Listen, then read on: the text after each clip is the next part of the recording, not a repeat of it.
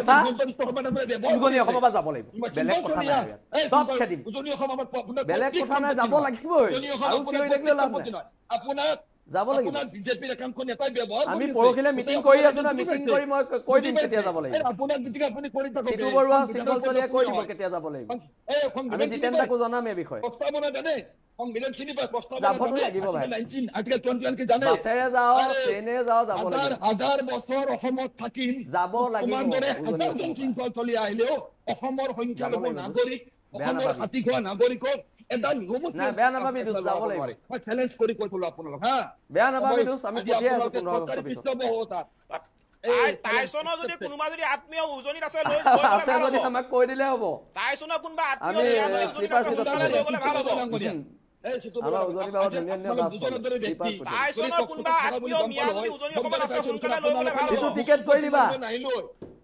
মই নাই আহিব আগত চিতু বৰুৱাৰ চিংকল চলি মই এলো টিকেট কাটি দে বুজি পাইছা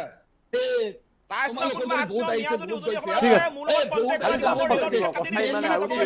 দে কেইটামান ঘণ্টাত 5000 মানুহ কাটি হত্যা কৰা হৈছে ঠিক আছে সংখ্যালঘু মুছলমান কি মৰি গৈছে নেকি